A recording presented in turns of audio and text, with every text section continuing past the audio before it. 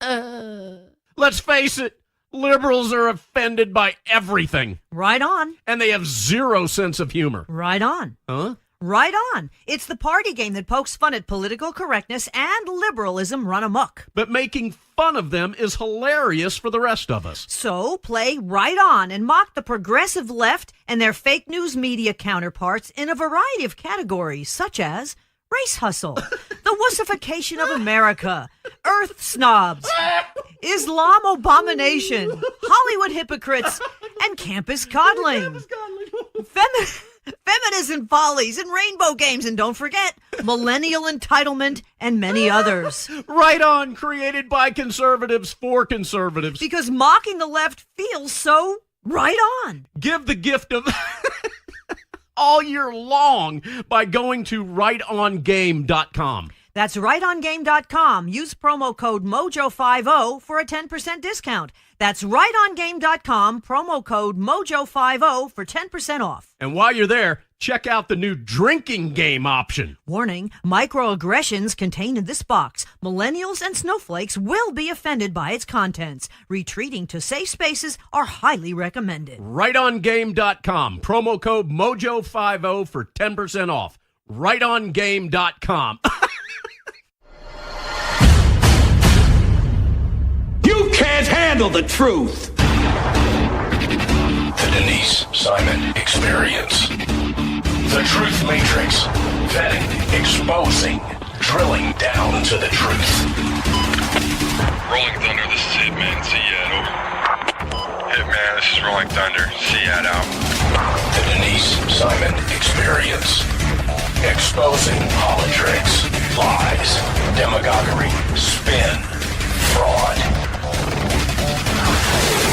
Grid to suppress. Mike Charlie, 4 tree 5, 9er 2-1. Grid to mark. Mike Charlie, 4-7 tree 9er, 8-9er, out. Promoting individual situational awareness. Question, probe, notice, ask why. Mark smoke on the deck. 2 rounds AGPT. Gas TOT 5-3.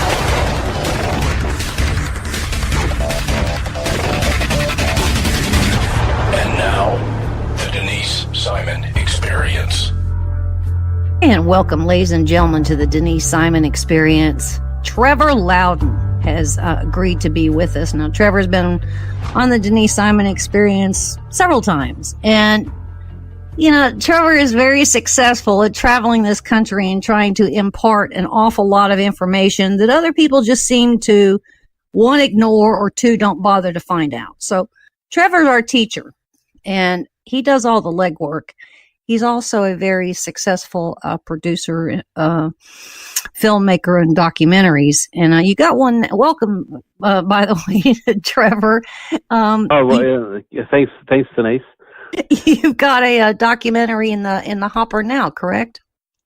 Yeah, we're doing one called "Enemies Within the Church," and what it's looking at is the Marxist and Islamist infiltration into the American Christian churches.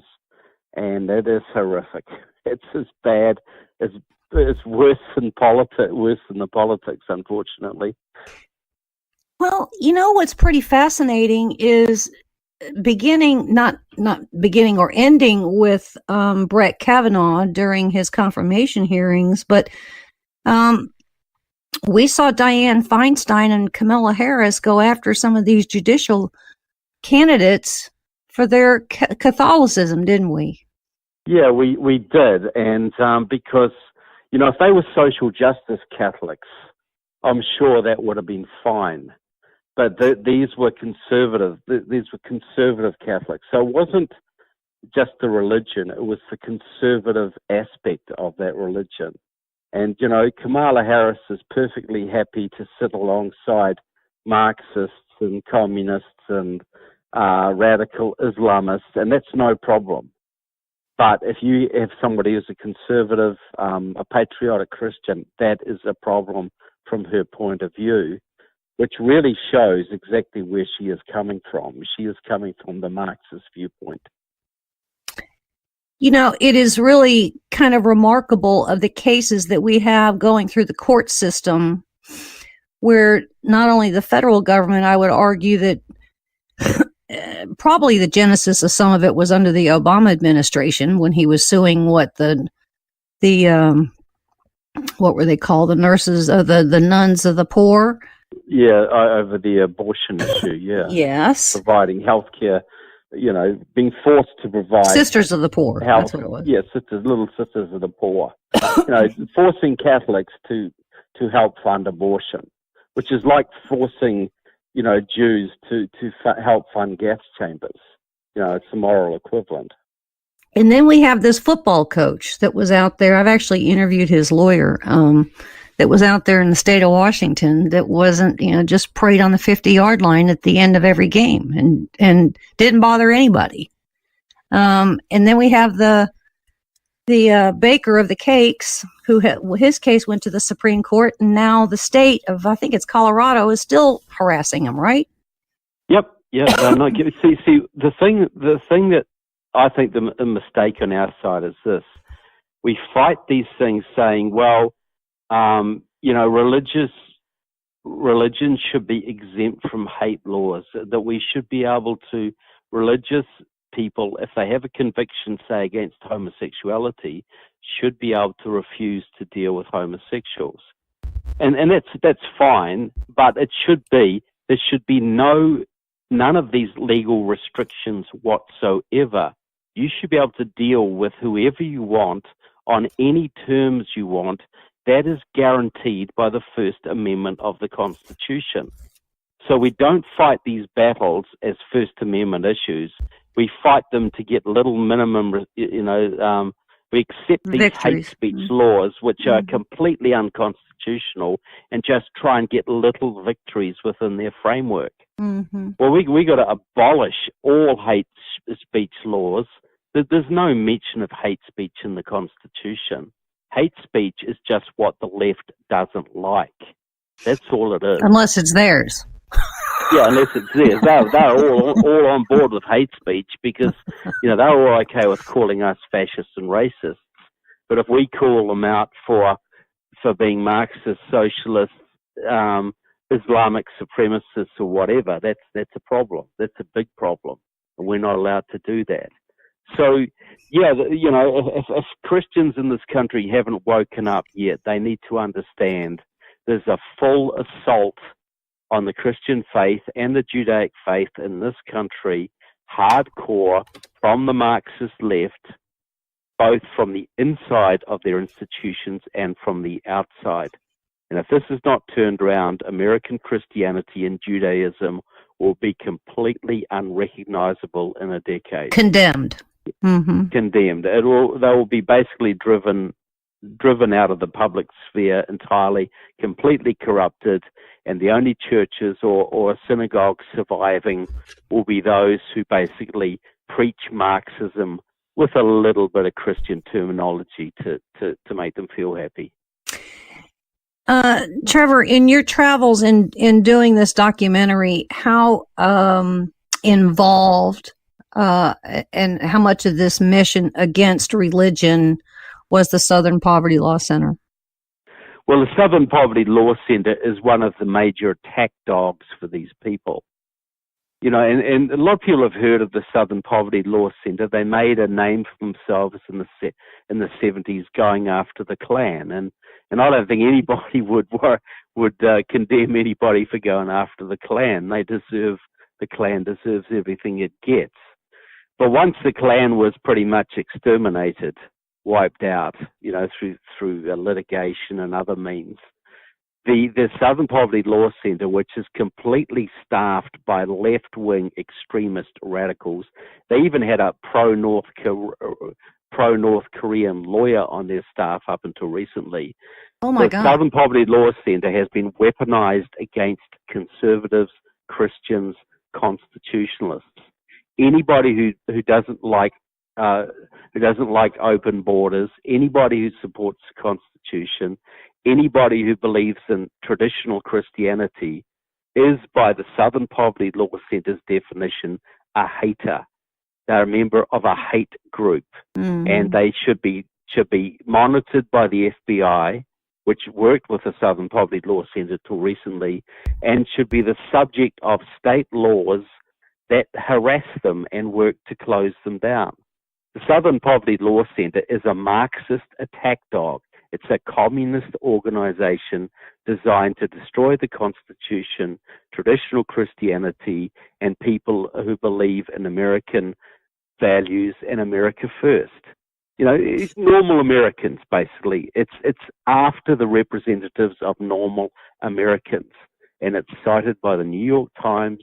It worked with the FBI. It's regarded as a respectable organization. It's no more respectable than Hitler's brown shirts. Not at all. Where does the funding come from for the Southern Poverty Law Center? Well, they got $300 million in offshore bank accounts. Right. That's kind of where I was going, but yeah. Yeah. Now, we don't know where it all comes from. A lot of it comes from bequests and that sort of thing. I'm sure they have investments, but who knows? Maybe some of it all comes from foreign governments because, you know, they are doing the work of the left, of the hard left.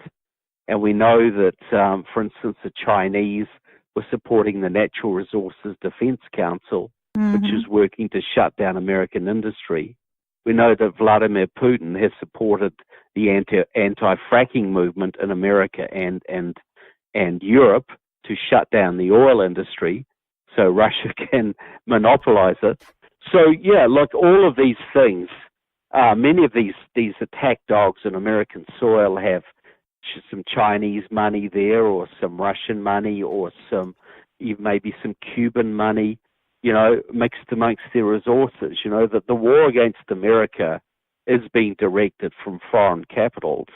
But, you know, these American organizations are very happy to work with overseas entities to destroy their own country. How long did it take you to do this film, Trevor? Well, we're still working on it. The cameras are only just starting to roll.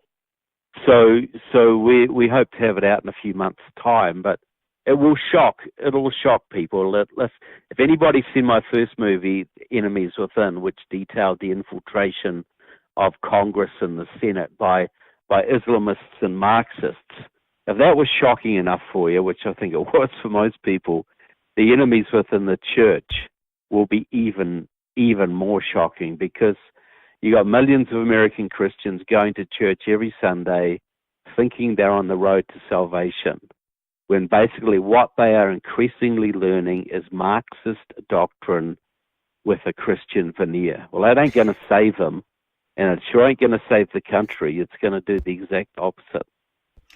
If I was to say that, you know, back in the 60s and 70s, we had the Students for a Democratic Society, otherwise known as SDS, on college campuses. If I was to say that same kind of infiltration has happened within the religious population and the church community, would that be overstating it? No, that would be very, very accurate. And one thing, see, the Marxists were infiltrating the mainstream, and I'm talking pro-Soviet communists, were infiltrating the mainstream Protestant churches a long time ago. But see, the evangelical churches and the Southern Baptists and that have been relatively pure. But what happened, you know, in the SDS era, in the Vietnam War era, there's a whole bunch of young radicals decided, I don't want to get drafted and fight communists in Vietnam. I'm going to go to theological school, get off the draft, and become a pastor and promote socialism and communism that way. So from the 70s on, you got a huge number of Marxists going into divinity schools, and now they are senior pastors, they are bishops, they run theological colleges, and they are dragging the churches way, way, way to the left. Even the evangelical churches now are going to the left. You're going to go to a church and hear most churches in America today, and hear far more about ending white privilege, stopping global warming, or social justice than you're ever going to hear about repentance or redemption. You know, there are several different faiths. I mean, you go from the Episcopals to the Catholics to the Methodists to the Presbyterians, you know, the Lutherans and so forth. How many of the top leaders in each of those denominations are taking, I would guess, some signals or messages coming out of the Vatican?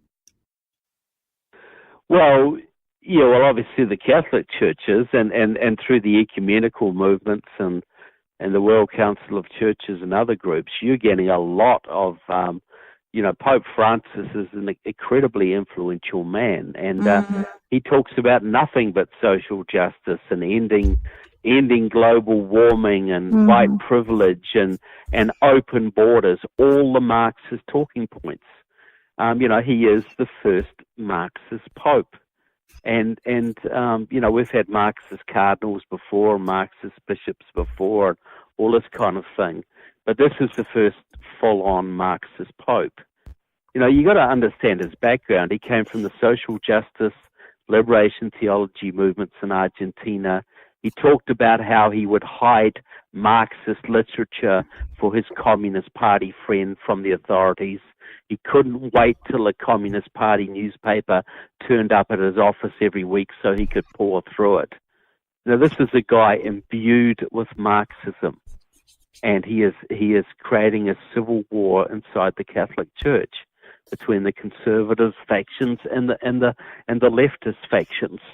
And right now, the left is on top, and it's doing huge damage, not just to Catholicism, but to many other churches as well.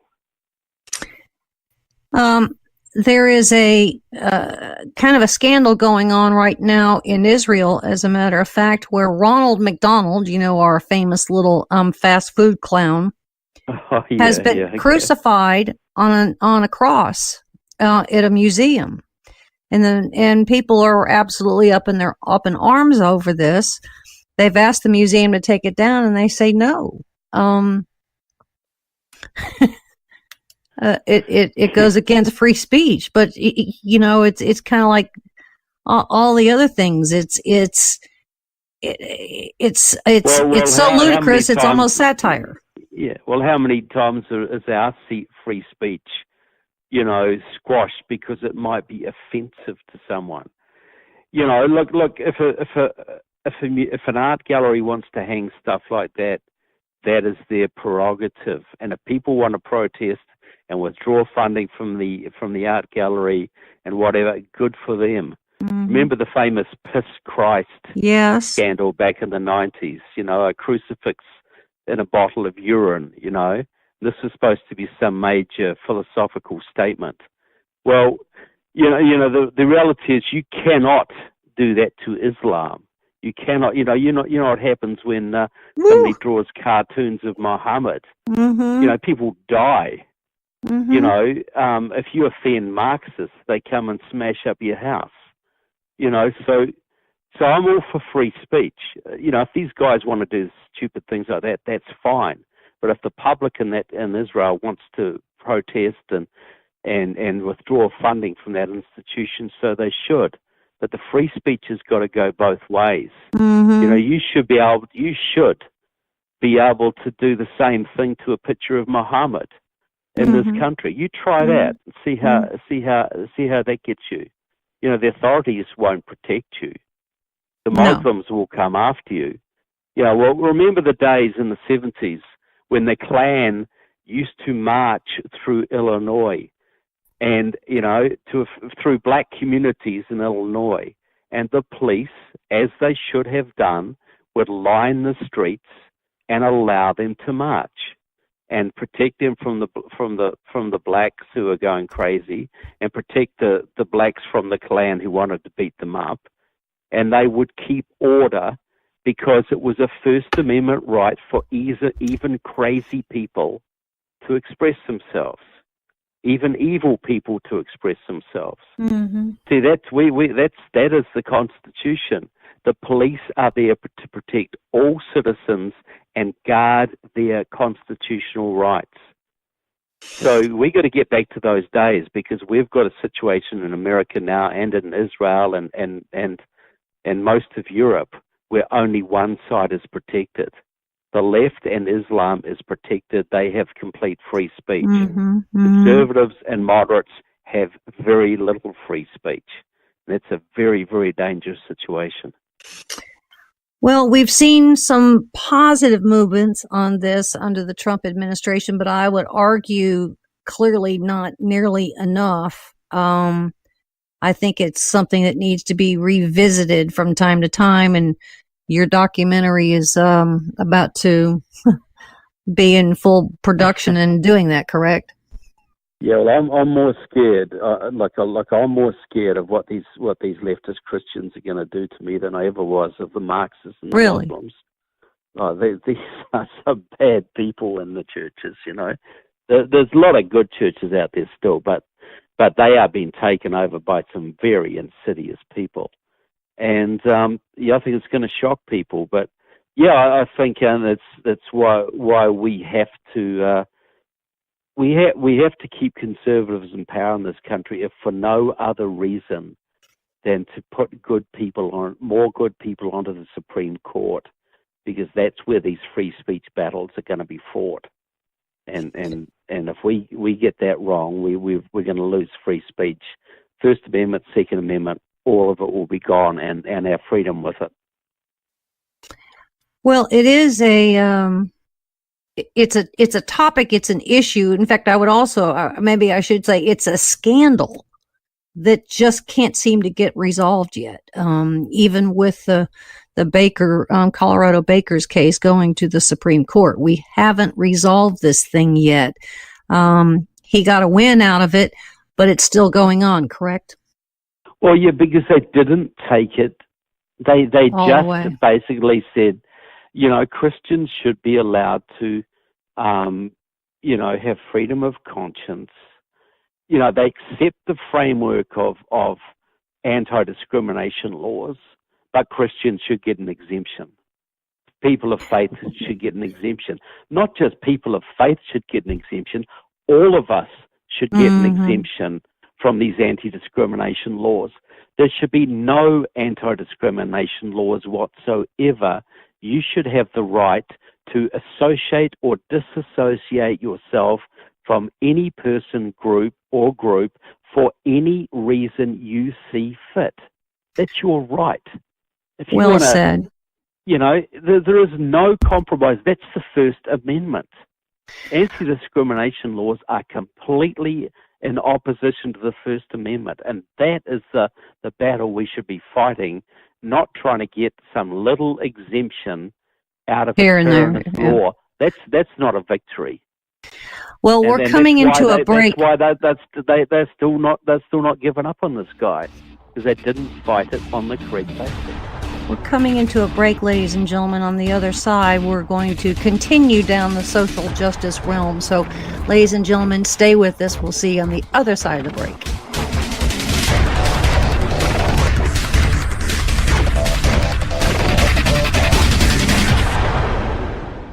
This is Don Newen with Cowboy Logic Radio, and I carry my Sig Sauer 9mm every day. It's like a MasterCard. I never leave home without it. And I'm glad you do, given that you work in Atlanta every day, talking about a rough place to work. Well, Donna, I would say that most of our beloved Cowboy Logic Radio listeners not only own, but carry their weapons too. It's just the thing to do nowadays. So do I, Don. And we need to share with our listeners a fantastic weapons company, Tar River Arms. Oh, and I should mention, they were founded by United States Marine, enough said, right? Badass-o-matic. TarRiverArms.com. That's TAR Riverarms.com. Tar River Arms, America's first virtual gun store, makes it easier and more comfortable than ever to purchase your firearm online. And through 3D interactive experiences, you can even view and inspect that gun you're purchasing. They even have weekly specials that eliminate shipping and broker fees, Donna. Great guns, great prices, and great service. And remember, Tar River Arms is veteran-owned and operated. Don, would you expect anything less from a Marine? No, ma'am. At TarRiverArms.com, you can search by caliber, manufacturer, and firearm types. Revolvers, semi-automatic pistols, including your SIG, Don, short barrel rifles, long rifles, shotguns, and NFA silencers. They even have very hard-to-find products such as the H&K MP5. Totally badass. Tar River Arms have some of the coolest high-end tactical weapons made, all at great prices. TarRiverArms.com, U.S. Marine owned and operated. Hoorah! Hey, gang, did you know that the big cellular companies fund liberal causes and candidates, not Patriot Mobile? You're correct, Donna. Did you know that the big mobile companies have spent over $100 million to elect liberal candidates? They also fund liberal causes, agendas, and organizations such as Planned Parenthood, not Patriot Mobile. Here's how it works. You, our beloved Cowboy Logic Radio listeners, pay your cell phone bill every month. Then Big Mobile takes your money and gives millions to liberal candidates who authorize subsidies to provide free cell service, Obama phones, to do-nothings who vote for more liberals so they can keep getting more free stuff that you pay for. Not Patriot Mobile. So here's how you fight back. Switch to Patriot Mobile with unlimited plans starting as low as $20 a month and stop funding the big cellular companies. Feel good about funding the right agendas. Every dollar you spend makes a statement. What message are you sending? And it's easy to switch. You can even keep your same number, and they've got great nationwide coverage that includes Double D Ranch. Visit them online at patriotmobile.com or call them at 1-800-A-PATRIOT. And for any of the guilt-ridden liberals, that's 1-800-272-8746. Created by conservatives for conservatives. Their name says it all. Patriot Mobile. Do it now. patriotmobile.com or 1-800-A-PATRIOT. Ladies and gentlemen, what message are you sending?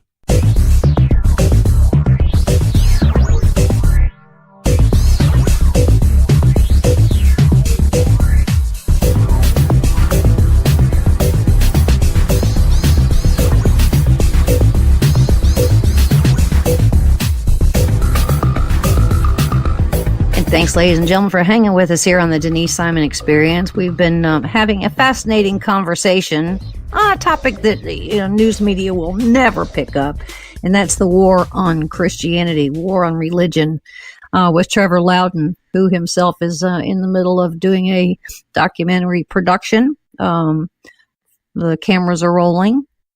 And thank you, Trevor, for taking on that. I mean, it's a scandal. I mean, I think it's one of the more scandalous conditions of taking on Christianity in free speech that we know of in the United States. And I think you're the only one that's got any guts to call it for what it is and to do the legwork. So congratulations on, I would say, doing a public service. Well, thank you. Well, Andrew Breitbart used to have a great saying, the late, great Andrew Breitbart. He would say that politics is downstream from culture, and that the culture shapes the politics.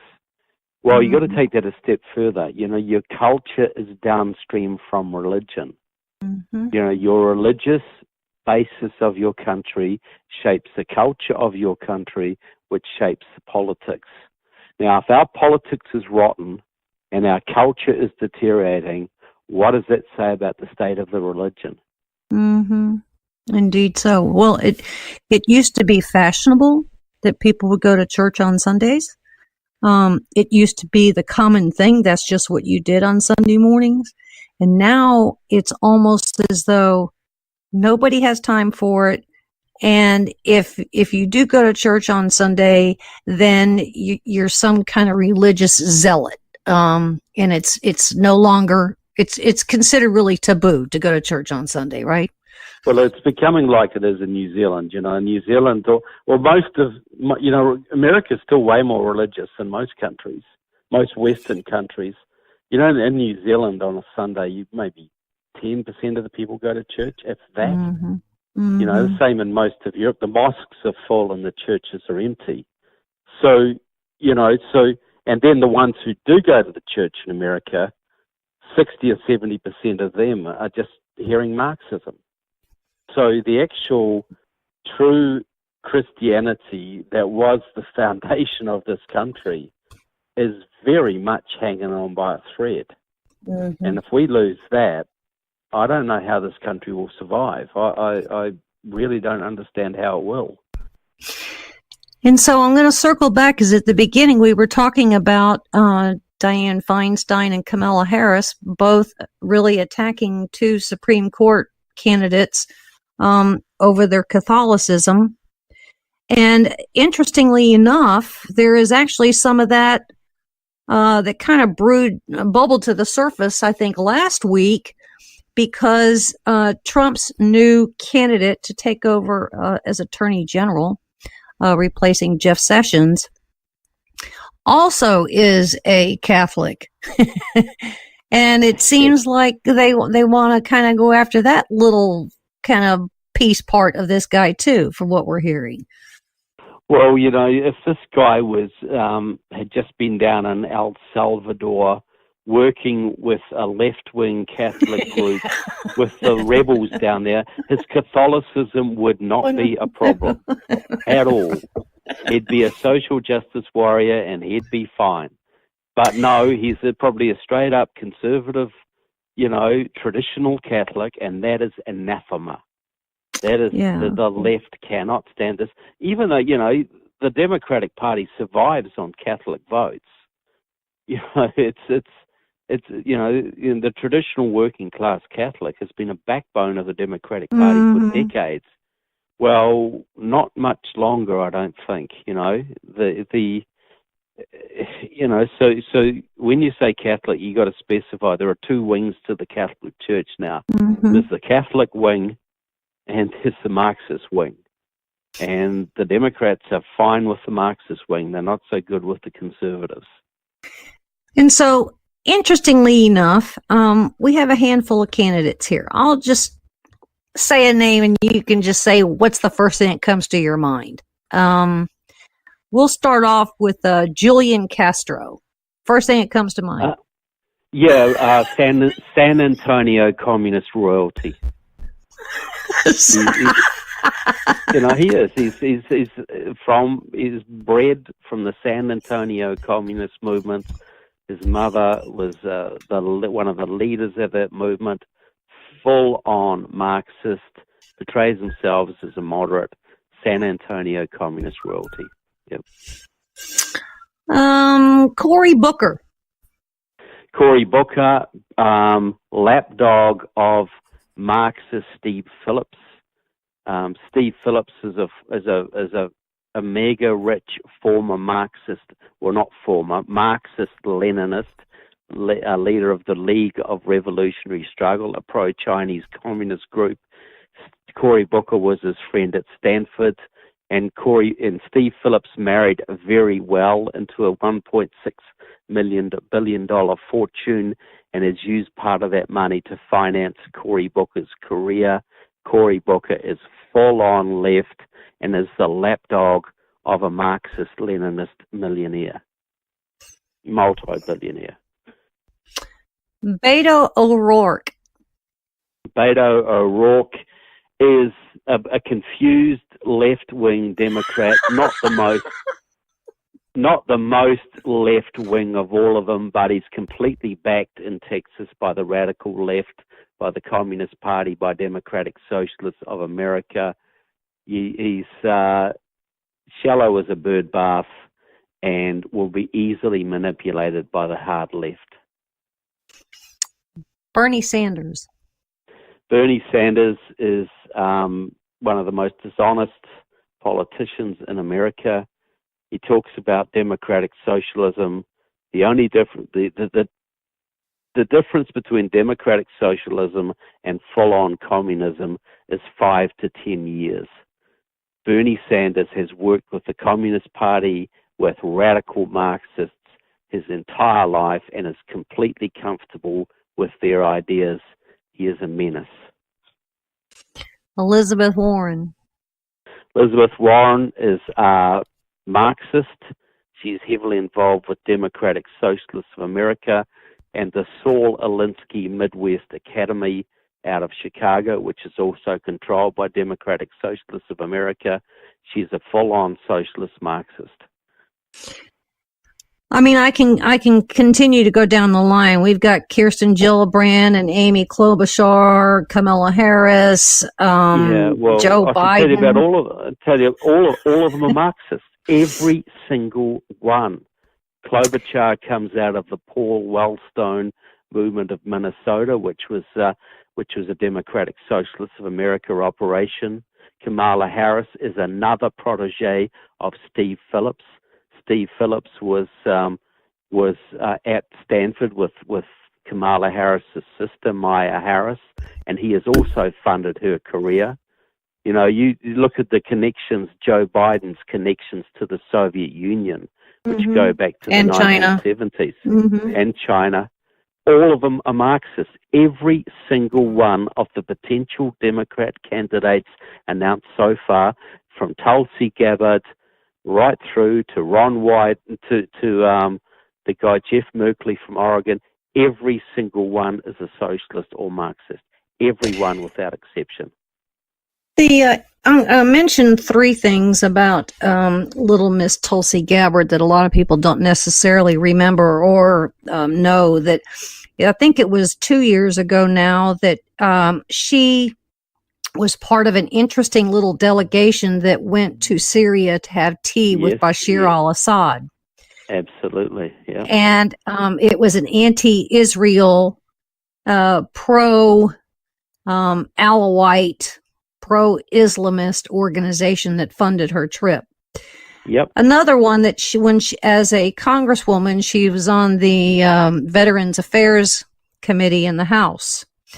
And it was in 2014, I think, that there was a significant hearing on the Veterans Committee, and she dipped on that and decided instead to fly to Hawaii and go surfing with a journalist.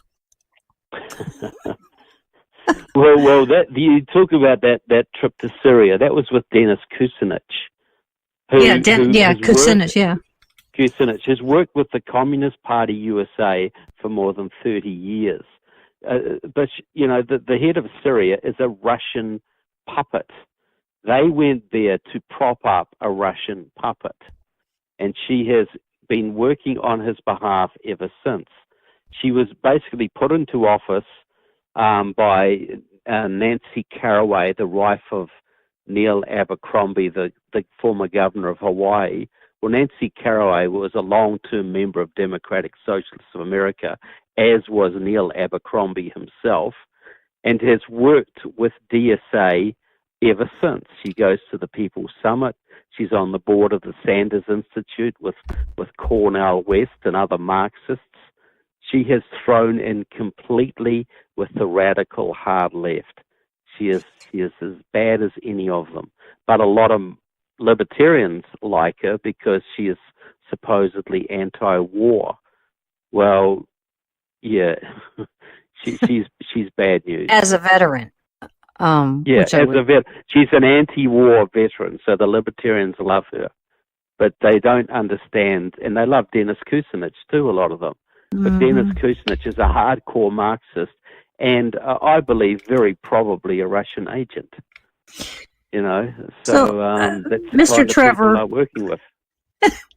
What we have described here is social justice, you know, in, I would guess, a real twisting of rights. I mean, we have a Bill of Rights, but the Democrats and the socialists and the Marxists are redefining and adding to the list of rights.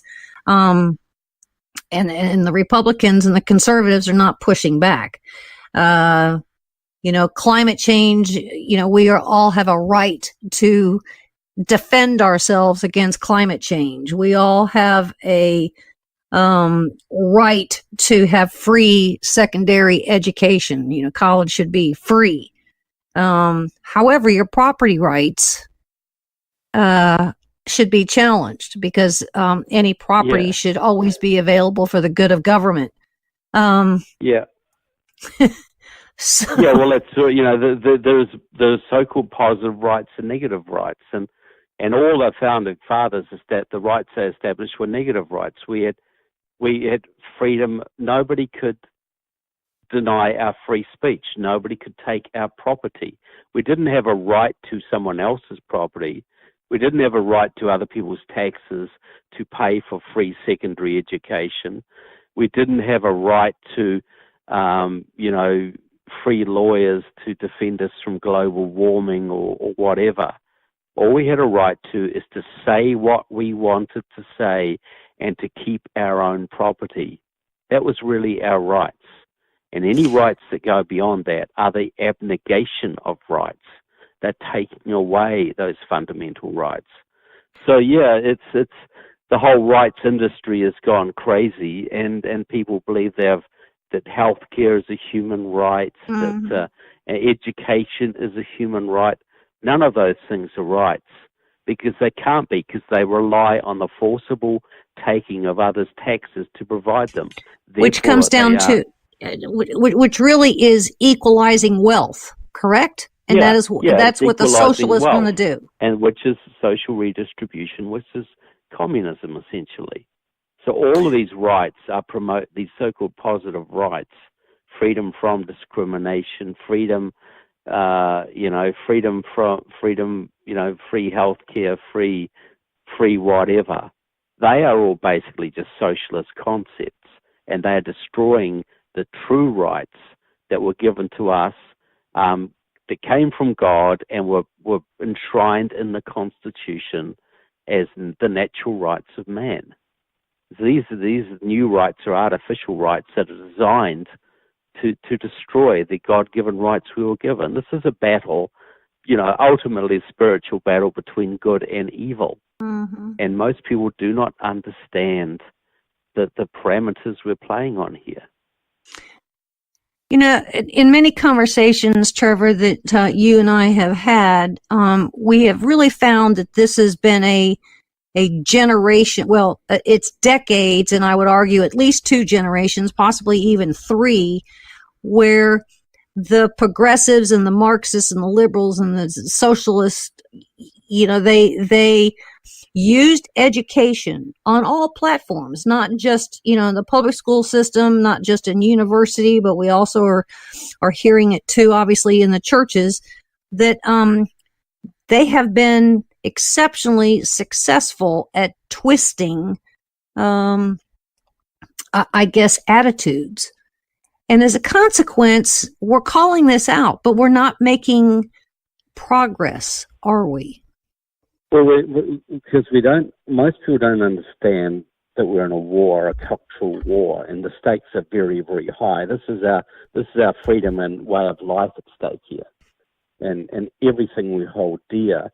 So what we do, we get attacked and we fight back and we score a little victory. We stop them. They're after 90% of our rights, and we fight back, and they only end up taking 70%, and we think this is great. We've won. And so we are still, most American patriots, conservatives, still do not understand the depth of the attack on our rights, on our way of life that's undergoing right now. We're in the midst of a socialist revolution here. We're in the final stages of it. Almost to the point where the socialists can declare victory. And most Americans have no comprehension of that whatsoever. And most politicians have no comprehension of it, because they don't understand the left, and they don't study the left, and they don't fight back properly. The Supreme Court battle over Kavanaugh should have shown us just how vicious and intense the left is. Yes. And we won that battle, and a rare battle, because President Trump stood his ground. Most previous presidents just would have buckled. Can you imagine Mitt Romney as standing his ground, or can you imagine John McCain standing his ground? Well, I want to give some credit to Senator Grassley too, because I think Grassley. Yeah, Chuck Grassley was great. Yeah, he was excellent. Full credit. But that did, in fact, show the depths of the nastiness, which I would argue under Brett Kavanaugh began with Dianne Feinstein, who I think should still be sanctioned. Well, yeah, and just by the way, let's talk. Why isn't Dianne Feinstein answering questions about the Chinese spy she had on her staff for more than 20 years, who she said was her driver? He wasn't her driver. He was her office manager. He was her stand-in and surrogate. He was probably her most important staff member, a Chinese spy for 20 years. The only thing I would say about Dianne Feinstein is given her 20-year, 30-year connection to the Chinese and a 20-year connection to the Soviets before that, I don't know why they needed a spy. Why? It seemed like, to me, it was a doubling of efforts. It was redundant to have a spy in her office. That's actually pretty funny. All right, so going into 2020, Mr. Trevor, it sounds to me like we're going to be talking an awful lot about women's rights, climate change, education, equalizing wealth, and social justice issues. That's going to be and I would argue that America, what used to be America, isn't ready with counter arguments or countermeasures. No, well, how we should be like this Green New Deal that's being pushed right now. The right has hardly begun to fight back on that. This is going to be the big program. The Green New Deal is going to cut U.S. military spending by over 50%. It's going to eliminate all motor vehicles. It's going to shut down the coal and gas industry in the entire country. The left estimates it's going to cost $10 trillion for the conversion. That's the U.S. military budget. That's for 10 years U.S. military budget. And this is supposed to take 11 years to implement. So we are going to be the military is going to be completely shut down at a time when Russia, China, Iran are expanding like crazy. Mm-hmm. The economy is going to be absolutely decimated. We'll be living at subsistence level. And this is the big argument of the left, and we haven't even addressed it yet. And we buy into a whole bunch of their talking points, So we got to be ready for this, and we got to be backing the president and exhorting him to fight back like crazy about this, because this is the final push for socialism. If they get this and they win in 2020, America is a socialist country from that point. So the two people that we haven't heard much about, I would argue, in the last month or so, that I think are driving a lot of this is Obama and Hillary.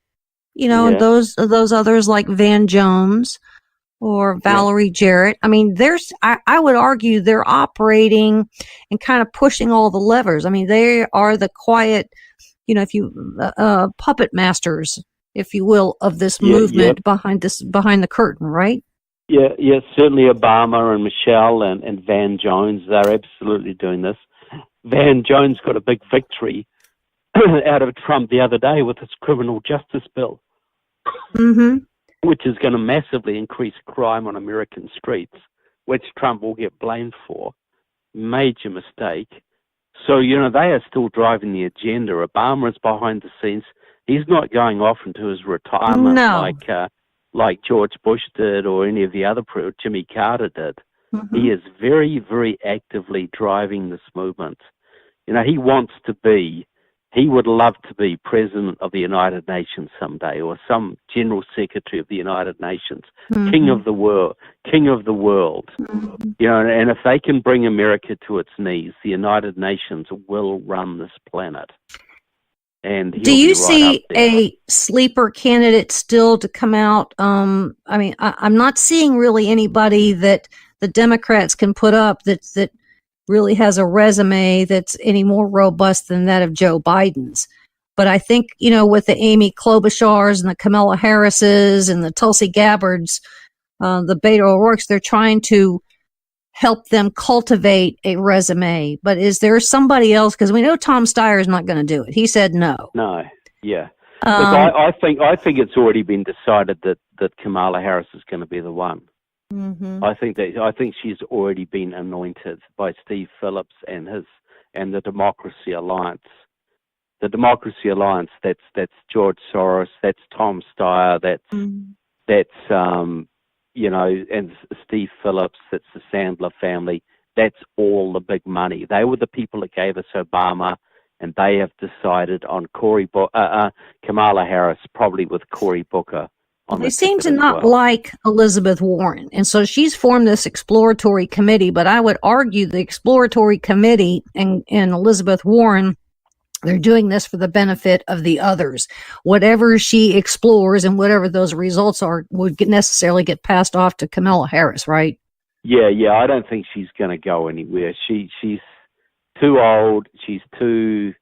Yeah, there's a whole lot of the whole Pocahontas thing is going to haunt her like crazy. You know, she's had her day, and she might think she can make a go of it, like Jeff Merkley thinks he can make a go of it, and Bernie Sanders might even still put his hat in the ring. But I would bet with 80% surety it's going to be Kamala Harris. Swell. So we need to start doing our digging on that one. It's also interesting. I've got so much on Kamala Harris. It's unbelievable. It's interesting the things that they don't talk about either, because we don't hear that any of these Democrats talk about reducing the size of government. We don't hear them talking about corruption. Way. Yeah. Human rights. They want to, government is everything to the Democrats. How are you going to run America like a communist state if you don't have a communist apparatus? They're never going to talk. There are no. See, we used to have a Democratic Party in this country that had conservatives and moderates in it. Mm-hmm. But some of them are more conservative than the Republicans. JFK, if he was alive today, would be in the Tea Party. Yes, he would. And you got millions of Americans who still think they're voting for JFK and Harry Truman. They don't realize that the Democratic Party today is completely taken over by the hard left. The whole leading apparatus of the Democratic Party would be very comfortable with the Communist Party USA. They would have no substantial arguments with them. Ladies and gentlemen, a big, huge round of applause to Mr. Trevor Loudon. Trevor, you're just doing remarkable work. Thanks for your insight on all of this, context and perspective, and certainly some history.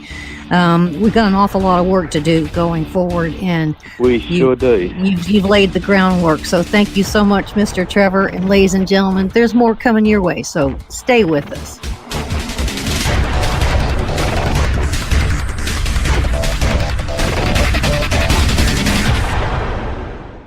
Hey, Donna, Cowboy Logic radio listeners love law enforcement. That's right, Don. And Charity Magnets designs and produces beautiful, high-quality products for law enforcement supporters and enthusiasts. They've got very impressive honor badge car magnets. CharityMagnets.com. They've got license plate honor badges. CharityMagnets.com. They've got cool keychains and license plate frames. CharityMagnets.com. I'm on their website right now, and this is my favorite, the Honor Badge dog tag. Look at that little doggy with the dog tag. He's so cute. Donna, we're trying to do an ad read, and you're playing around on their website, which happens to be CharityMagnets.com. But he's so cute. Donna. Okay. Hey, this is huge, too. For each sale, a donation will be made to Cops for Kids with Cancer. Cops for Kids with Cancer has given more than $2.5 million in donations. Yes. Become a Blue Honor Foundation member today. Like Donna is doing right now, go to CharityMagnets.com. But he's so cute. All right, use the promo code MOJO for $5 off any purchase. I know you all love and support our brave law enforcement professionals and their families.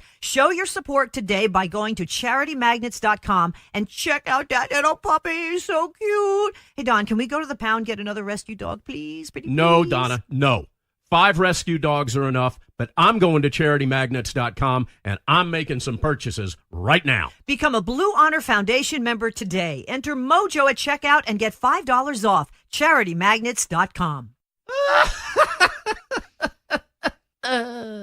Let's face it, liberals are offended by everything. Right on. And they have zero sense of humor. Right on. Huh? Right on. It's the party game that pokes fun at political correctness and liberalism run amok. But making fun of them is hilarious for the rest of us. So play right on and mock the progressive left and their fake news media counterparts in a variety of categories, such as race hustle, the wussification of America, earth snobs, Islam abomination, Hollywood hypocrites, and campus coddling.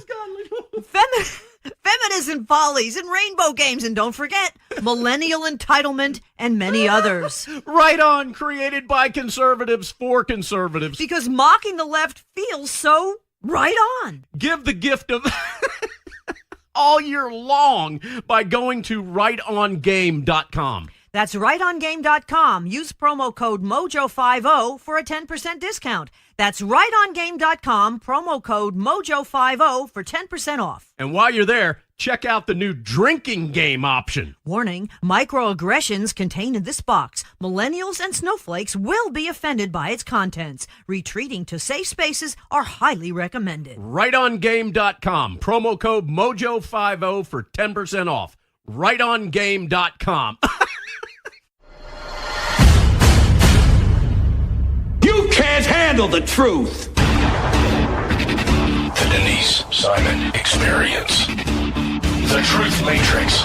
Vetting, exposing, drilling down to the truth. Rolling Thunder, this is Hitman. See ya. Over. Hitman, this is Rolling Thunder. See ya out. The Denise Simon Experience. Exposing politics, lies, demagoguery, spin, fraud. Grid to suppress. Mike Charlie 435-9er21. Grid to mark. Mike Charlie 4739er 89er out.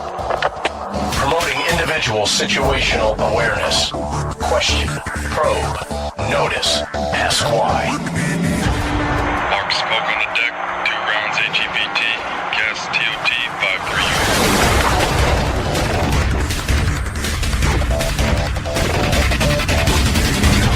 And now, the Denise Simon Experience. And thanks, ladies and gentlemen, for hanging with us on the Denise Simon Experience.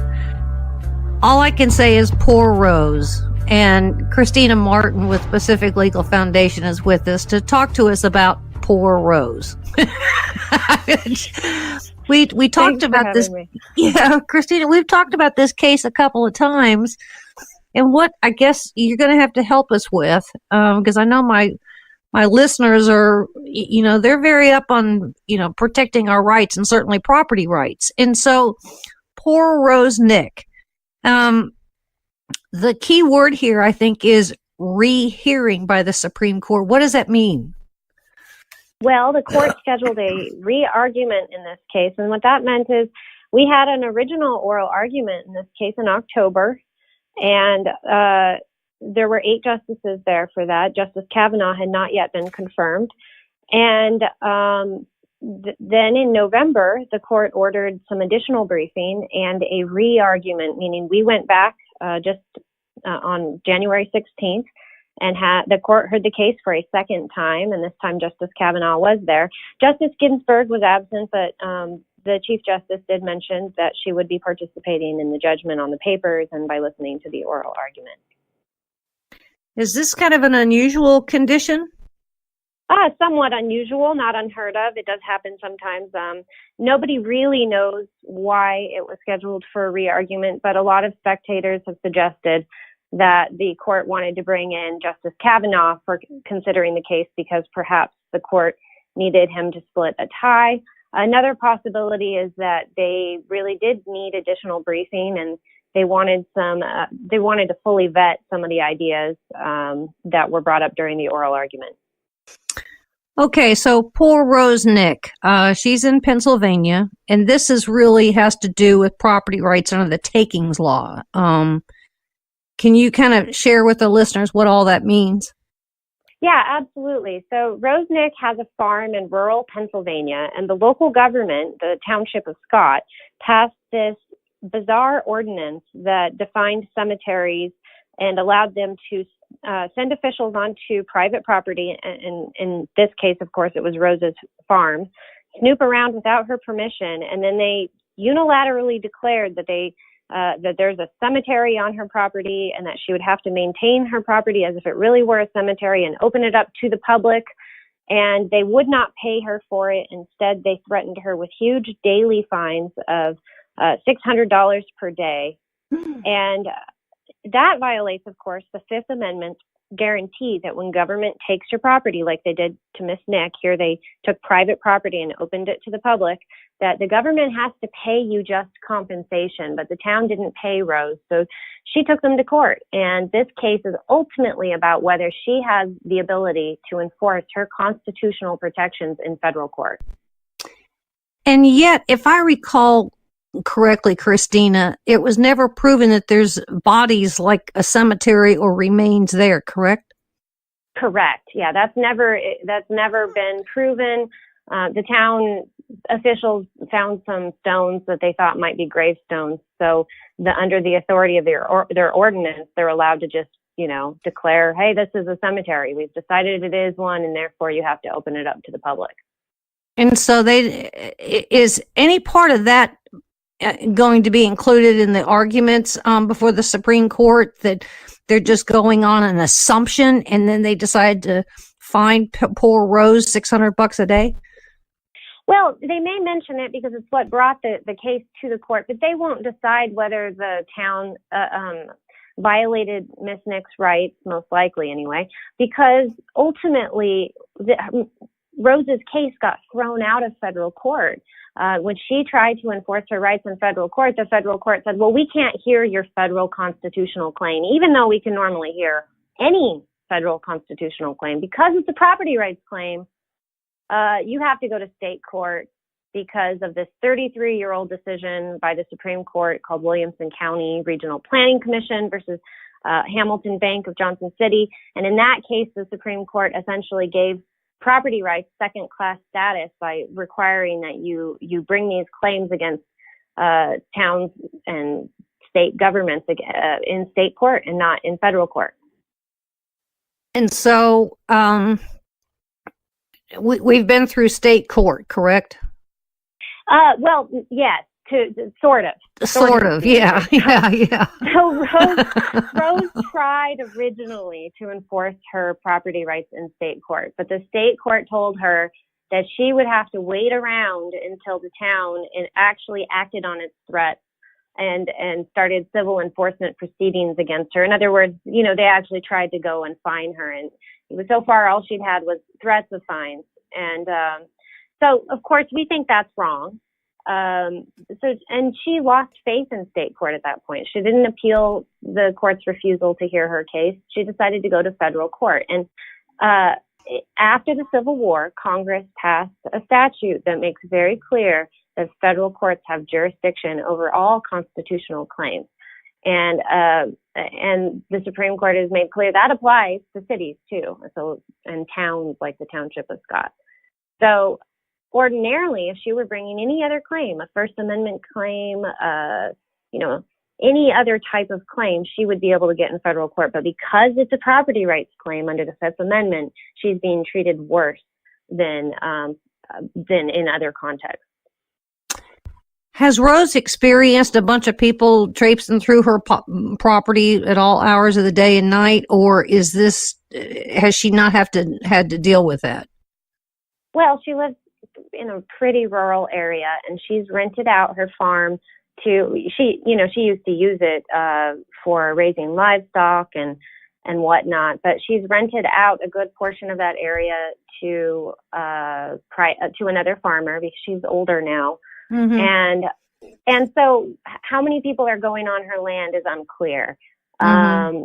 It appears there's at least one person from the town who's been going on there, and it appears that at least some reporters have gone onto her land. So that's also unclear.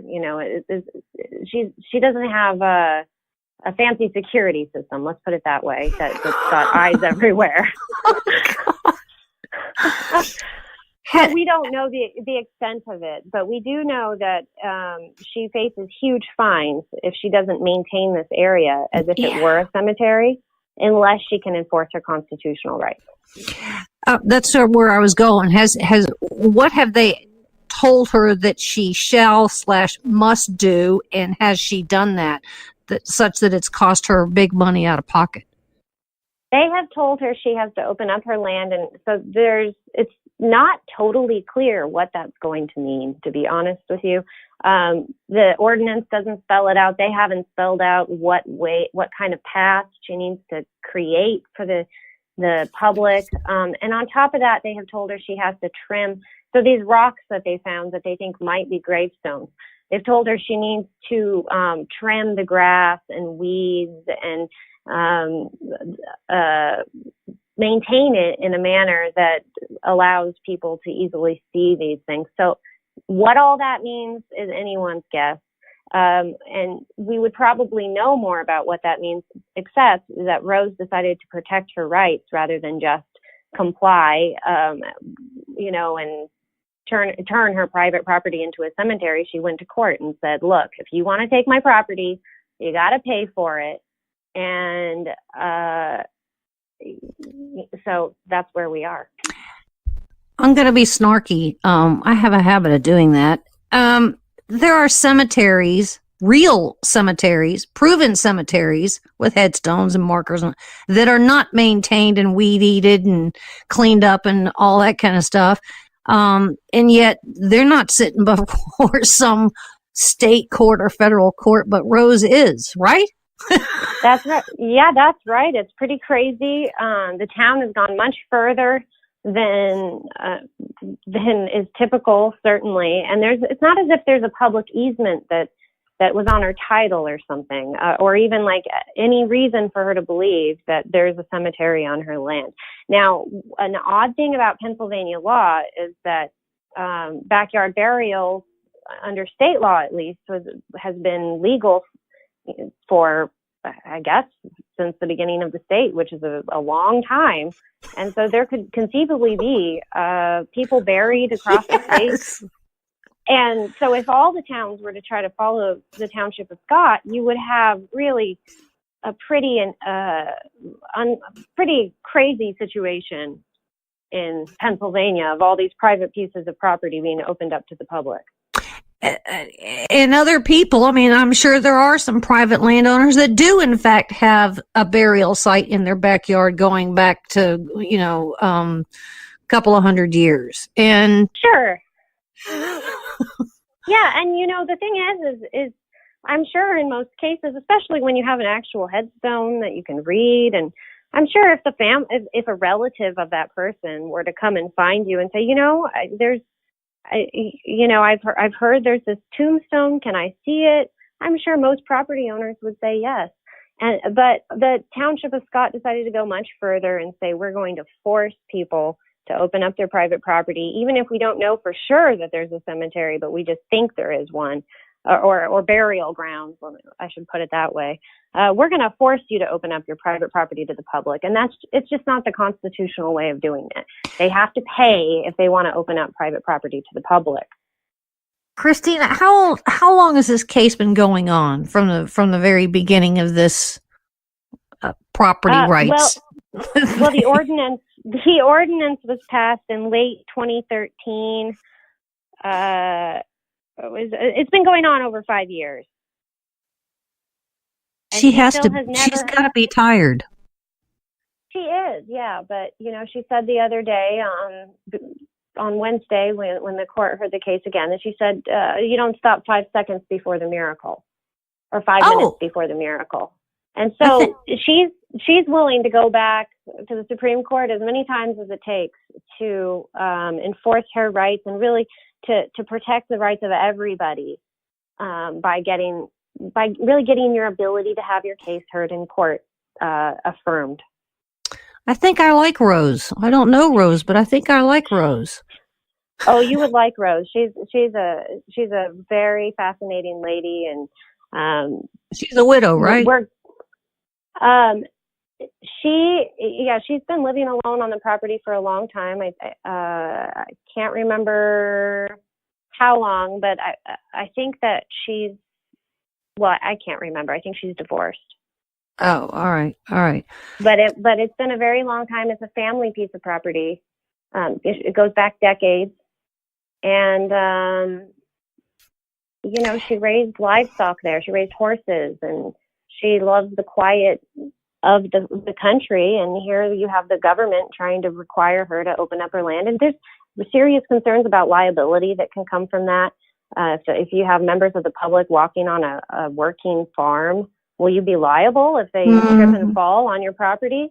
And so, there's pretty serious questions, even if it is a rural area and probably not that many people would take advantage of it. There's not the liability point. issues. Yeah. That's not the point, exactly.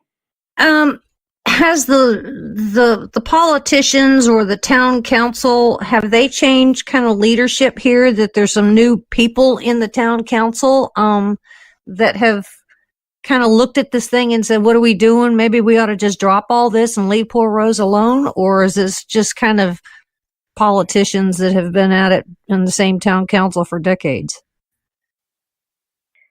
I'm not sure, honestly. But as I understand it, there's a gentleman in the town, I've read in the papers, that he does believe that he has an ancestor from a long time ago, not one that he knew personally, that is buried on her land, and he would like to go see the burial site.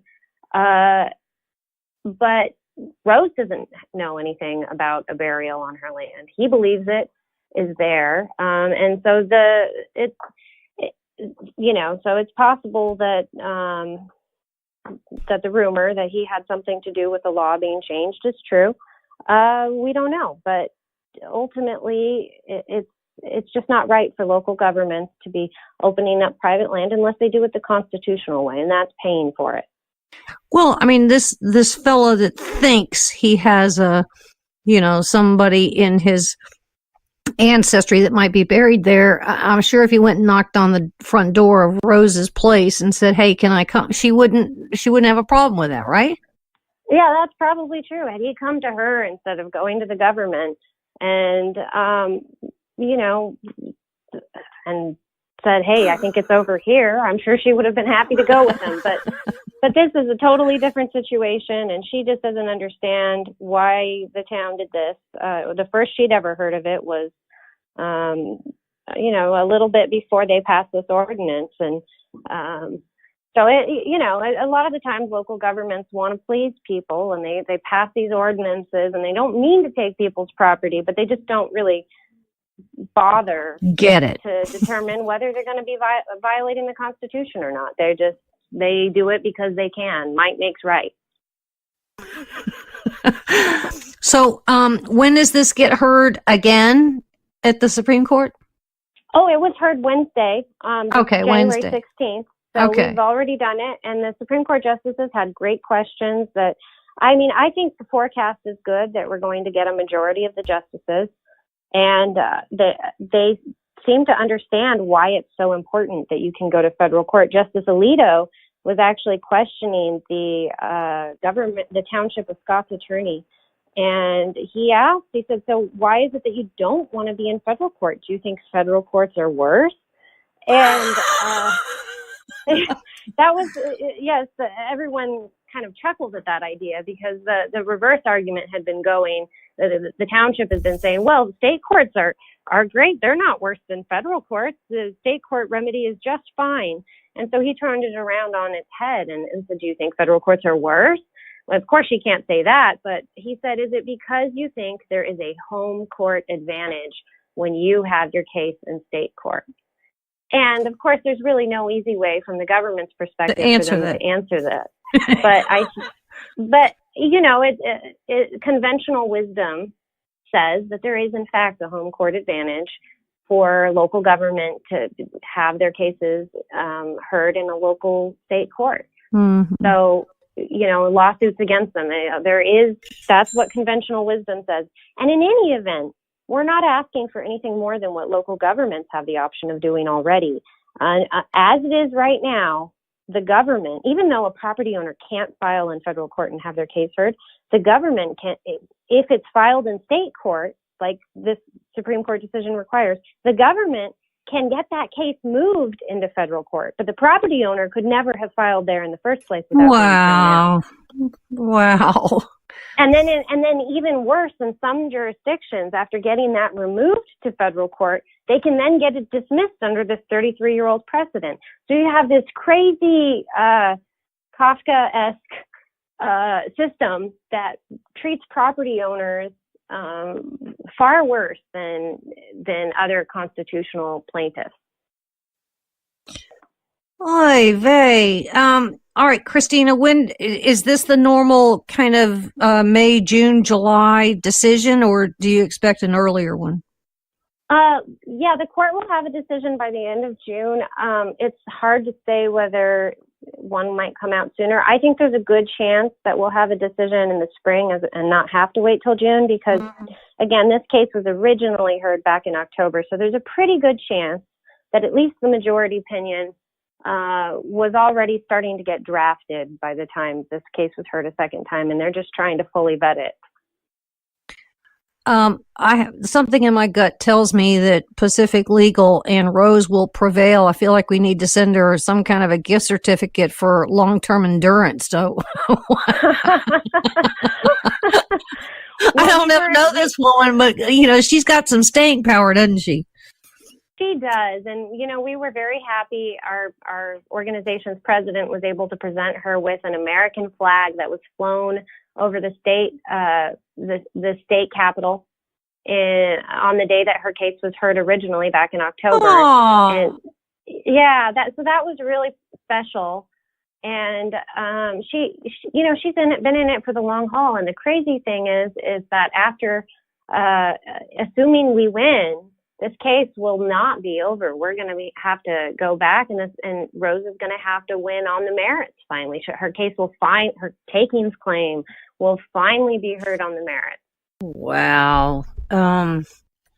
I can't wait to hear what this decision is. I can't wait for that email to come in.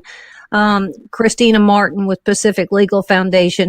These kinds of things are really quite fascinating. And to know that the Supreme Court would rehear a case, and just to know about our poor little Rose, how long this has been going on. I mean, she deserves certainly a trophy. So, Christina, we really want to thank you for explaining this to us, and Pacific Legal's stick-to-itiveness as well as Rose's stick-to-itiveness. I mean, fascinating condition here, and so thank you, Christina, for explaining it all.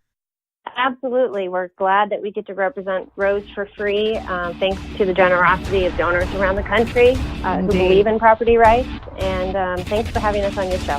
All right. Thank you, Christina. And ladies and gentlemen, there's more coming your way, so stay with us.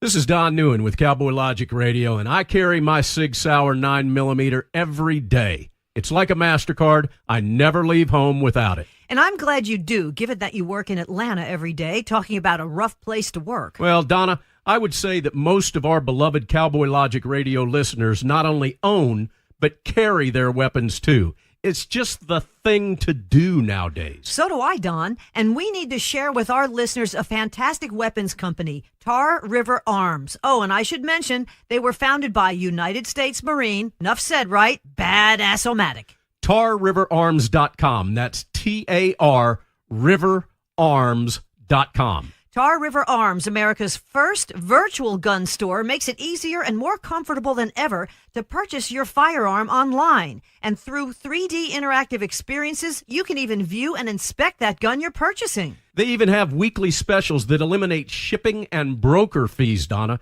Great guns, great prices, and great service. And remember, Tar River Arms is veteran-owned and operated. Don, would you expect anything less from a Marine? No, ma'am. At TarRiverArms.com, you can search by caliber, manufacturer, and firearm types. Revolvers, semi-automatic pistols, including your SIG, Don, short barrel rifles, long rifles, shotguns, and NFA silencers. They even have very hard-to-find products such as the H&K MP5. Totally badass. Tar River Arms have some of the coolest high-end tactical weapons made, all at great prices. TarRiverArms.com, U.S. Marine owned and operated. Hoorah!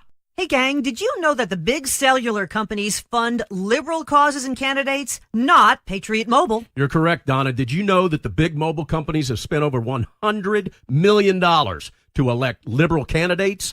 They also fund liberal causes, agendas, and organizations such as Planned Parenthood, not Patriot Mobile. Here's how it works. You, our beloved Cowboy Logic Radio listeners, pay your cell phone bill every month. Then Big Mobile takes your money and gives millions to liberal candidates who authorize subsidies to provide free cell service, Obama phones, to do-nothings who vote for more liberals so they can keep getting more free stuff that you pay for. Not Patriot Mobile. So here's how you fight back. Switch to Patriot Mobile with unlimited plans starting as low as $20 a month and stop funding the big cellular companies. Feel good about funding the right agendas. Every dollar you spend makes a statement. What message are you sending?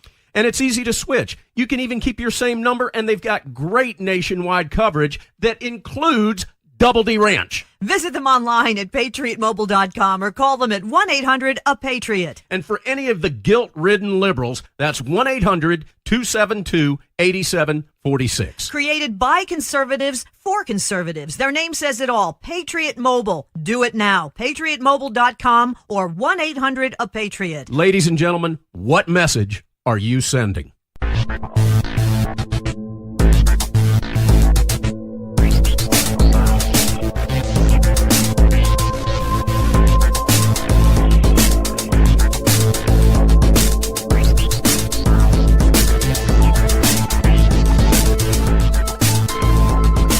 And thanks, ladies and gentlemen, for hanging with us here on the Denise Simon Experience.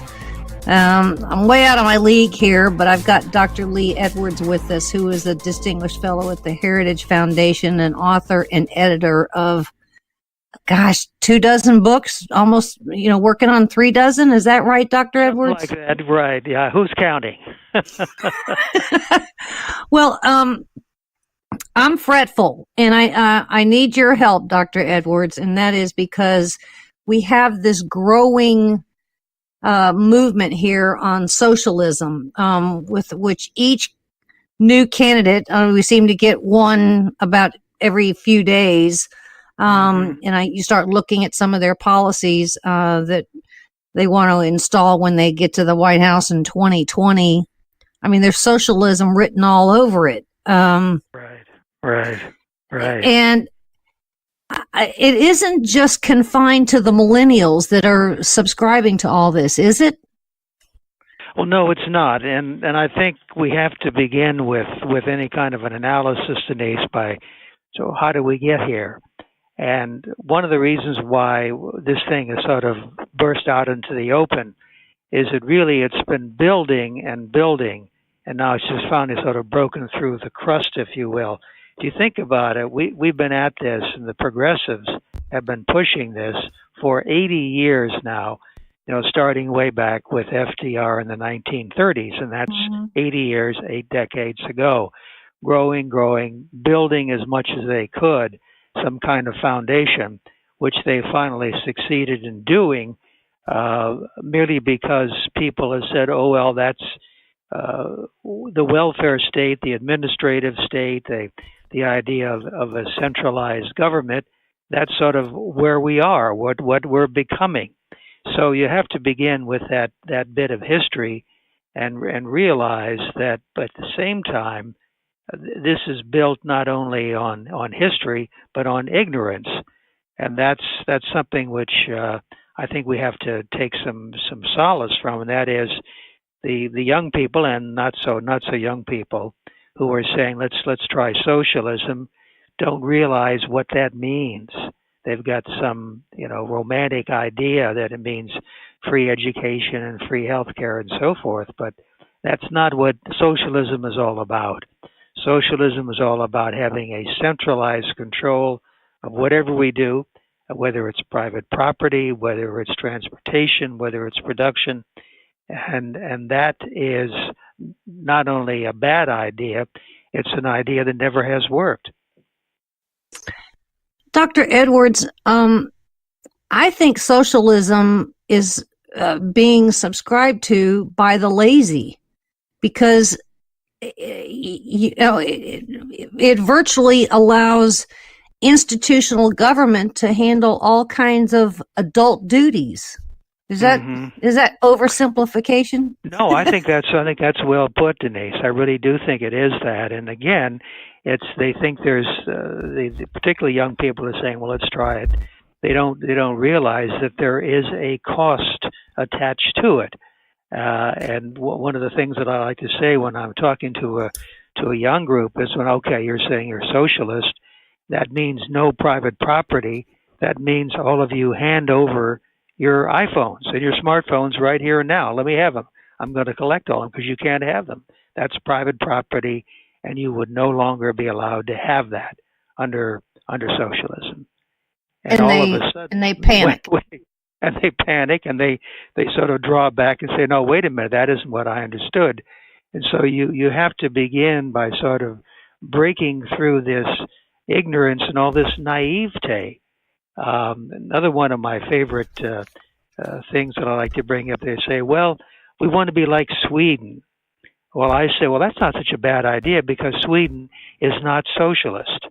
And they'll say, what? Wait a minute now. Oh, no, it's not. And you quote a socialist prime minister, or even better, a Danish prime minister, who came here to Washington, D.C. a couple of years ago, National Press Club, and he said, ladies and gentlemen, I just want to make opening statement and say Denmark is not socialist.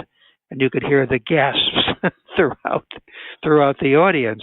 It's not socialist. They have private enterprise running all of their big industrial components. The one thing they do have, and this would be sobering, I think, is a very high tax rate, somewhere between 50 and 60% in both Denmark and Sweden as well. A lot of European countries do. I think Germany is up there at 60%, yes. Is it not? It is indeed, right. And they give up an awful lot of who is going to determine their life when they, in exchange for that wonderful welfare system, the rules and regulations which restrict them. As a matter of fact, Germany in some ways is more socialist than Sweden is. Yes. Or Denmark. Another one of my favorite examples, Denise, is to bring up, they say, well, socialism has never been tried. Oh, I say, oh, yes, it has been tried. It has been tried in two places in particular, Venezuela, which was one of the most prosperous countries in Latin America until Maduro and all the rest of the people down there began becoming socialists, and now it's bankrupt. Their wheelbarrows full of pesos paying for things, and it's just a disaster. Once Cuba was forced to withdraw its subsidies, which it was providing to Venezuela. My other favorite example, Denise, is India. You may remember that right after Gandhi died, but independence was granted India, they went socialist, and that was what they followed for more than 20 years, almost 30 years. And again, it was a disaster. People were winding up on welfare. There was no middle class. They could not make the trains or anything else run on time. Mm-hmm. And they abandoned socialism just about 20 years ago. And since then, India has come about, turned around, and has the largest middle class, or free middle class anyway, in the world. Something like 300 million Indians belong to a middle class in India. This, to me, is the proof. You take both Venezuela and take a look at it and the lessons from it and from India. It shows socialism just simply doesn't work. When socialism is necessarily taught or incubated in education, is it done so in humanities classes? Is it done so in economics classes, finance, history, or all of those? Well, I think it's a wonderful question, Denise, and I think it's in all of them. One of the things I'm associated with an organization called the Victims of Communism Memorial Foundation, and one of the things that it is doing to counter this naivete and this ignorance about socialism is bringing high school teachers to Washington, D.C., putting them through 3 days of intense seminar-style education and learning them all about socialism and using these examples that I've been talking about here this afternoon. Mm-hmm. And what we have found, these are mostly history teachers, by the way. So what we have found is they are not opposed at all to getting at this because they had never heard it. When you talk to them about this is what the lessons of socialism are, this is what the victims are about, these are some of the crimes of socialism/communism, they are just nonplussed. They had no idea that there have been more than 100 million victims of communism in the 20th century. And so these high school teachers have gone back to their schools, public schools, private schools, home schools, and taught the truth about socialism/communism. And we have heard from them, I'm chairman of the board, that they've told about this to their peers, and their peers want to join these same seminars that we're putting on for high school teachers. So I always like to present that as there is something that can be done. That is to teach the teachers.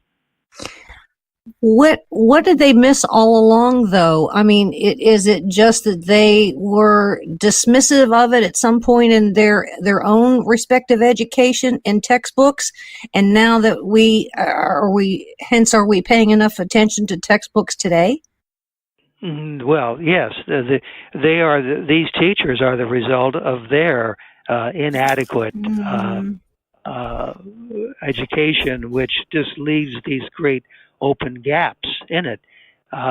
We've asked them about, well, what about the lessons of India? And again, they never heard of it. Nonplussed, didn't know about that.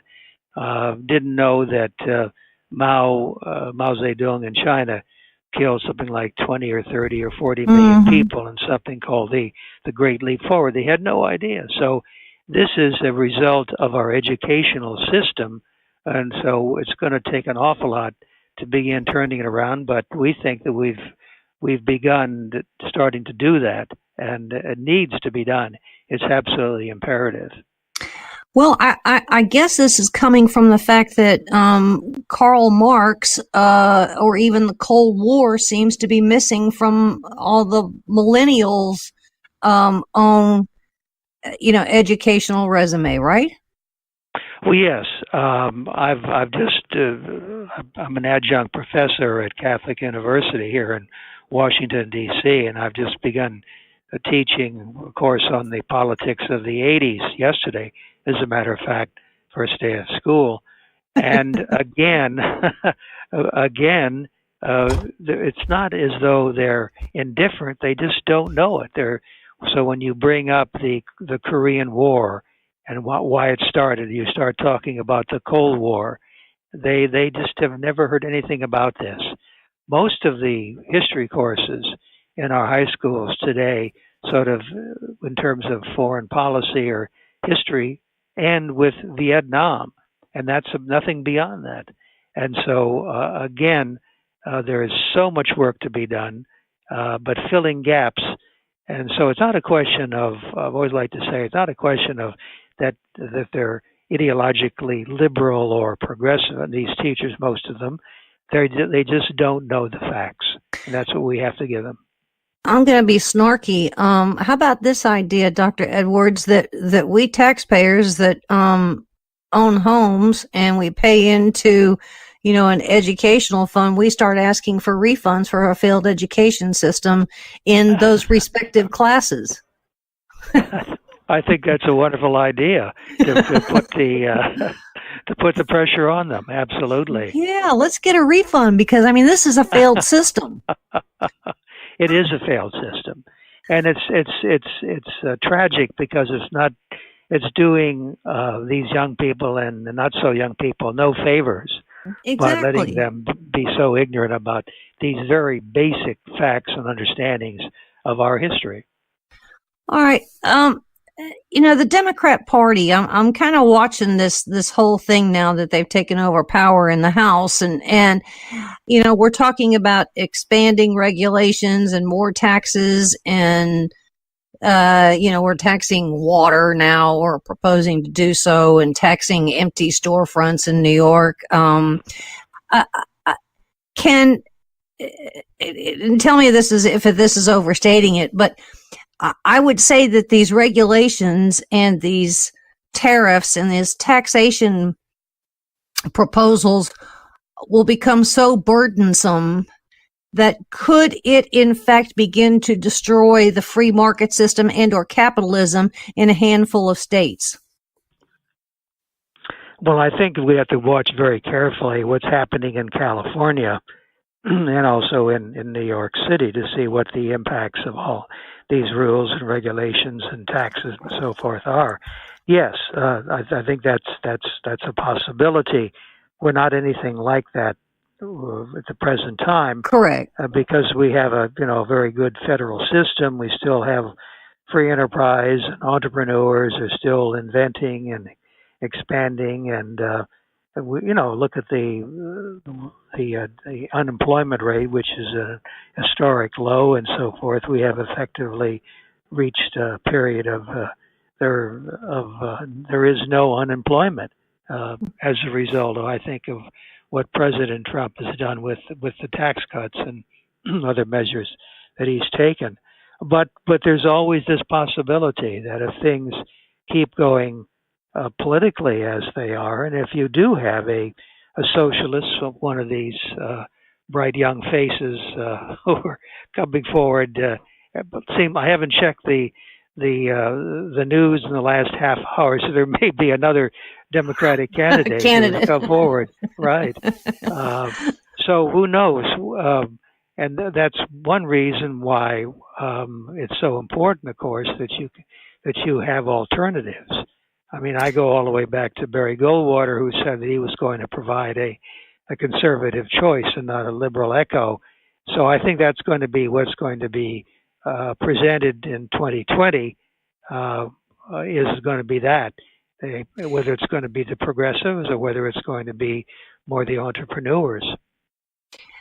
All right. So we've got, the Kirsten Gillibrands and the Elizabeth Warrens, maybe Bernie Sanders, maybe Beto O'Rourke. I mean, we can go down the list. Kamala Harris, Cory Booker. And they're all showing up in Iowa, and next is going to be New Hampshire, and blah, blah, blah, blah, blah. But we need your help here, Dr. Edwards, and that is we need 4 or 5 bullet statements / questions that we can challenge them if we go to, one of their rallies or one of their town halls kind of thing, to get them to admit that they are socialists, and that it's contrary to individualism. It's contrary to free market. It's contrary to individual choice. Did I just answer my own question? Yes, you did, and I think it's counter to what America is all about and what it's been based on and why it is what it is today, which is still the freest, most prosperous nation in the world.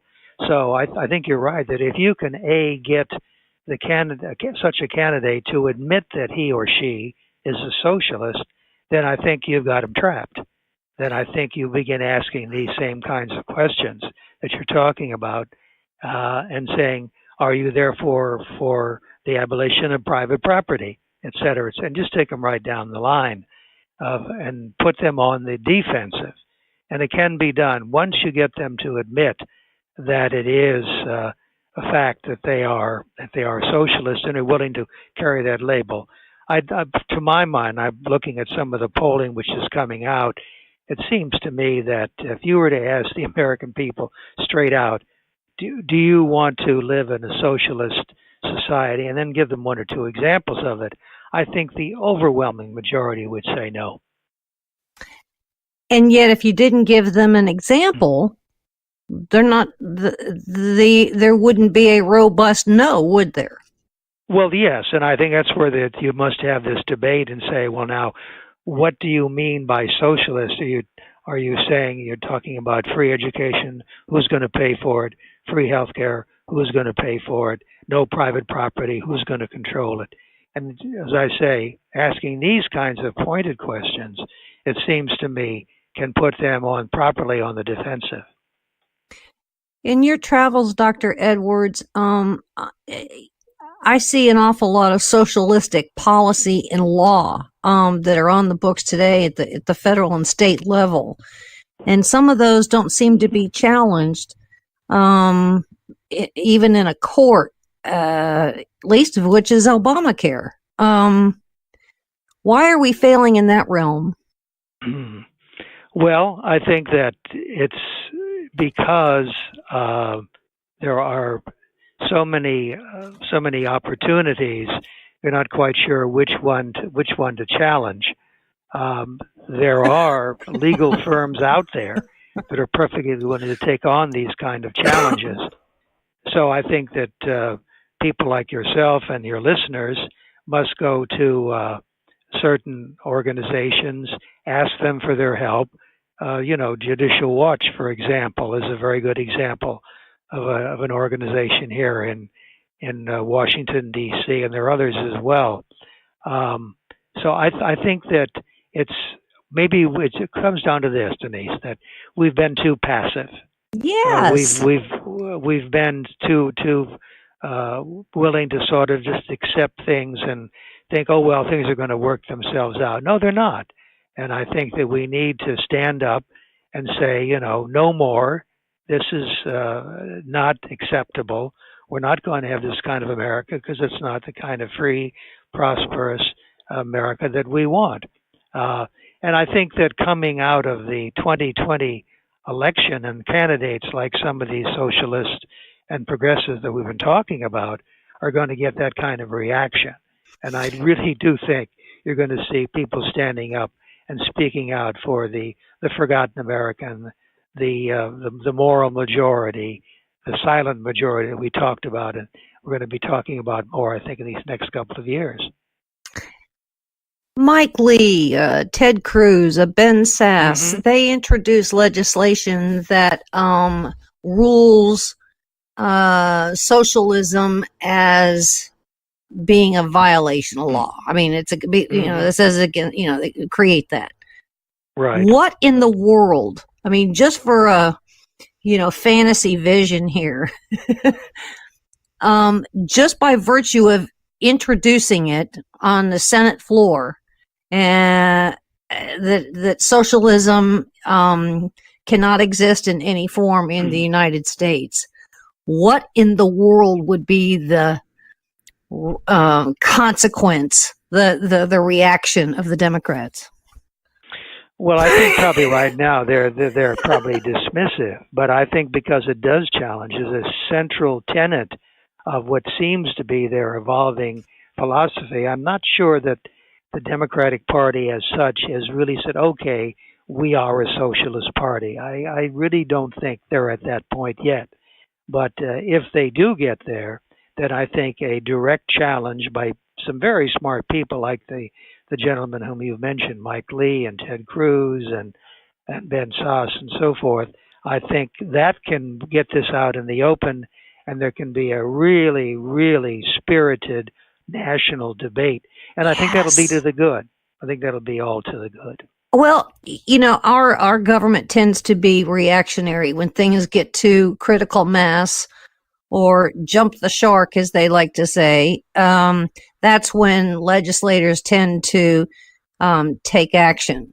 I argue that we already have this condition.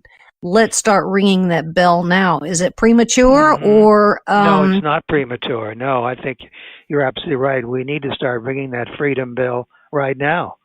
Absolutely. And I think some people are. Among those we've mentioned, I think also that the Freedom Caucus in the House of Representatives is going to be speaking out more and more. They're much more powerful and I think much more committed to taking a leadership role. So I think that will begin happening in the House as well. Ladies and gentlemen, we've been speaking with Dr. Lee Edwards, and you can find some of his work over at the Heritage Foundation website. Real pleased. I mean, you've given me a little bit of hope here before you came on the air. I wasn't having much. I'm just one Denise, of these. I've lived in this town my whole life, and I've only been able to survive because I do keep that optimism going. Well, I don't know where you get it. If there's a store in Washington, D.C. that sells it, they need to put it online so all of us can, use that instead of going over to Amazon.com, which, by the way, is what a free enterprise system. Yep.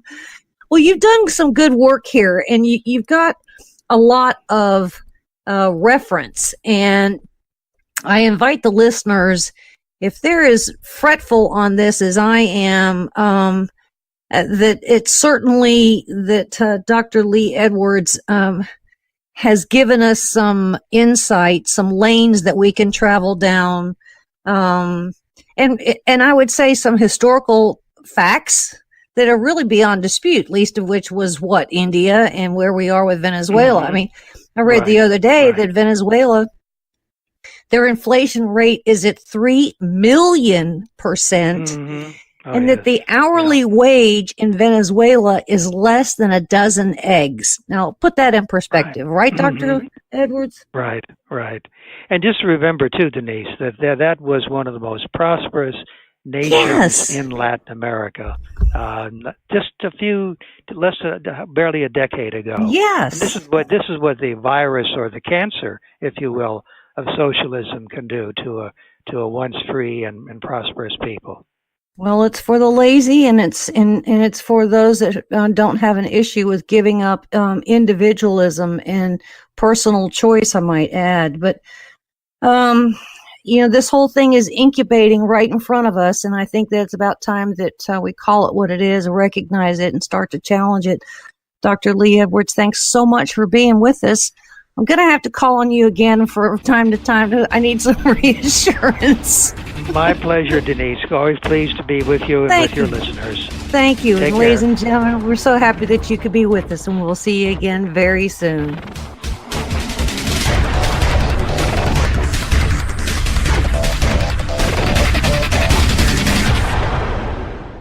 Hey, Donna, Cowboy Logic Radio listeners love law enforcement. That's right, Don. And Charity Magnets designs and produces beautiful, high-quality products for law enforcement supporters and enthusiasts. They've got very impressive honor badge car magnets. CharityMagnets.com. They've got license plate honor badges. CharityMagnets.com. They've got cool keychains and license plate frames. CharityMagnets.com. I'm on their website right now, and this is my favorite, the Honor Badge dog tag. Look at that little doggy with the dog tag. He's so cute. Donna, we're trying to do an ad read, and you're playing around on their website, which happens to be CharityMagnets.com. But he's so cute. Donna. Okay. Hey, this is huge, too. For each sale, a donation will be made to Cops for Kids with Cancer. Cops for Kids with Cancer has given more than $2.5 million in donations. Yes. Become a Blue Honor Foundation member today. Like Donna is doing right now, go to CharityMagnets.com. But he's so cute. All right, use the promo code MOJO for $5 off any purchase. I know you all love and support our brave law enforcement professionals and their families. Show your support today by going to CharityMagnets.com and check out that little puppy. He's so cute. Hey, Don, can we go to the pound, get another rescue dog, please? Pretty No, please? Donna, no.